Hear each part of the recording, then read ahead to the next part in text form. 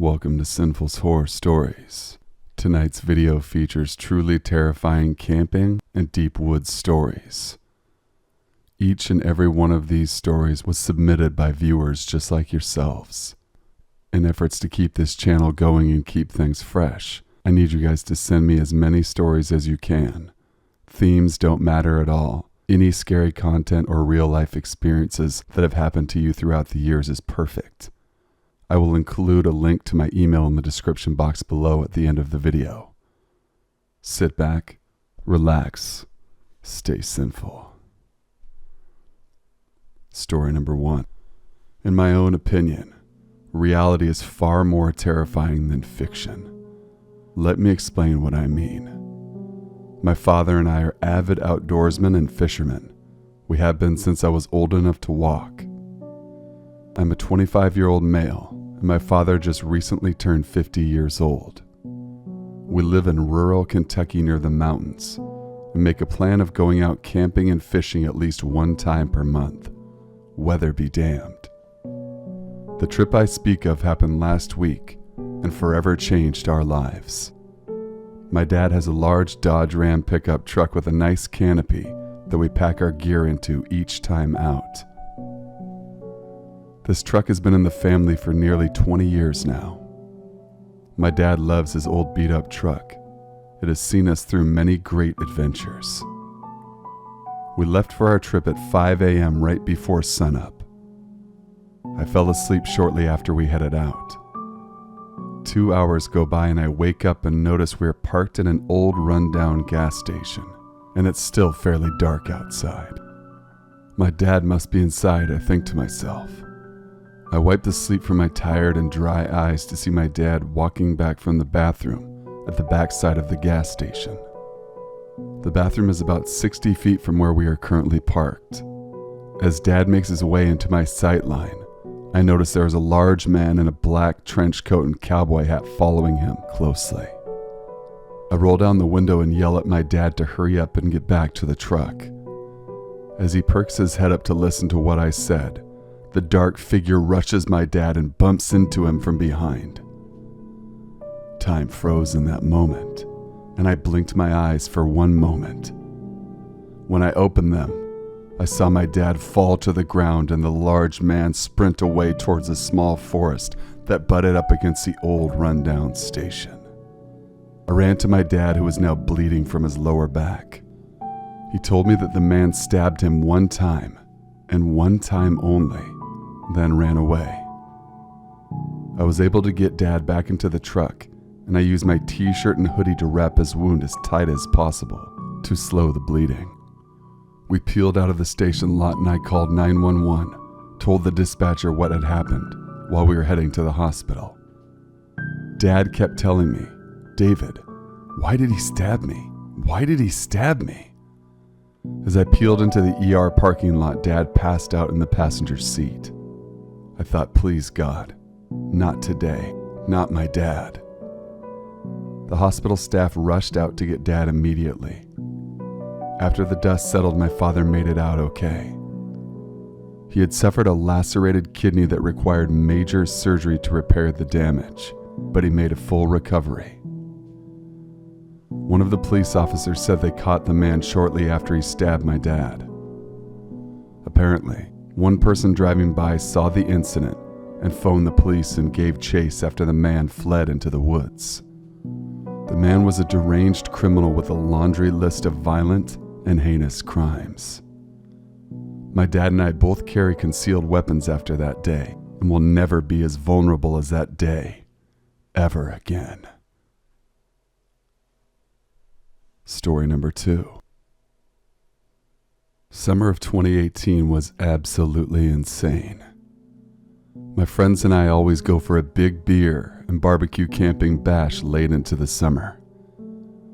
We all live in Denver, Colorado, and are all about the outdoors and anything extreme sports-wise. We decided to rent a large RV camper for the summer trip of 2018. My friends and I all pooled our funds together to spend our week in comfort and bliss. We found a great newer park to hook up our utilities to, We got all settled in for our summer adventure. In total, there were 4 people, including myself, that went on this trip. We were all 22 years old and fresh out of university, so partying and having fun was in our blood. The RV park we stayed at had about 30 campsites equipped for overnight access. On to the night that it happened. The time was roughly 1:30 a.m., and the park was dead silent. My friends and I were all passed out and dead to the world. I woke up to the sound of a thunderous banging noise on the front door of our camper. My friends and I all sprung into action and hopped up out of our beds. I crept up to the door very slowly and deliberately. The pounding knock came once more. I'm a big man at 6'5", 240 pounds, and can handle myself in a fair fight. I used the deepest and most authoritative voice I could muster and yelled, "What do you want?" No response came, and all fell silent in the camper. I looked at my buddies and they shrugged their shoulders in disbelief. Seconds later, a loud banging sound echoed through the camper. Next, another loud banging sound came at the other side of the camper, and then on the back door area as well. My friends and I agreed that we were being surrounded, and whoever was outside of our RV was trying to flank us and do us harm. All of the blinds were shut, and each one of us peeped outside to get a better look. We saw 4 large men in Jason masks holding torches. At this very moment, it felt as if time was literally standing still and things were going in slow motion. As soon as I locked eyes with one man, he raised up a large stick with a white thick cloth wrapping the tip of the stick. The man lit the torch and waved, ran off. I'm not sure how much time went by after he ran. I turned around to see the back window shatter in the RV. The RV was now engulfed in flames, and our lives were literally hanging in the balance. My friend grabbed for the fire extinguisher, but before he could reach it, another torch came flying through another window. At this point, the temperature and smoke was so intense. All I was thinking about was making it out alive. Once all of us guys were safely out of the inferno, we all took time to collect ourselves. Neighboring campers surrounded the area and were checking on us. The police and fire department showed up within minutes. My friends and I spent years in therapy to try and work through what we experienced that night. We never found out who those men were or why they did what they did. Update. After we made it out of the camper, my friend noticed a huge message in blood on our back camper wall. The message simply read, "Die, die, die." Story number 3, my friends. Since summer is almost here, I thought I would share my scary story. I've been a solo camper for many years of my life. I'm a 22-year-old female, and I spend more time outdoors than anyone else I know. I grew up with only my father involved in my life, and he was a mountain man type guy. I know how to sustain and live off the land and my environment in any forest type scenario. I currently live in the Pacific Northwest and went out to the Gifford Pinchot National Forest on my most recent trip. Day 1 includes me getting up at 4 a.m. and packing my Jeep Wrangler and getting my German Shepherd ready for travel. I always take my dog Anna with me on each trip. She is a 4-year-old 60-pound German Shepherd and is very protective and well-trained. I arrive at a very secluded location, about 3 to 4 miles into the woods. After I parked my vehicle, I planned to hike in another 2 miles into no man's land. There shouldn't be anyone out here besides my dog and myself. This far off the grid takes skills and knowledge of the landscape to be safe and successful camping-wise. I packed everything I needed for the weekend on my back, and my dog carried in her own pack, which held her food, and water for the duration of our time here. I set up camp and cooked some food over the fire and did my best to get my dog and I settled in for the weekend. I fell asleep around 10 p.m. and must have woken up 4 or 5 times throughout the night from random sounds from the forest. As I was about to roll over in my tent and get some more shut-eye, I heard a large branch snap about 20 feet behind me. Anna started growling this deep guttural growl and showing her teeth. She was a former police dog in the canine unit and is a super dog in that aspect.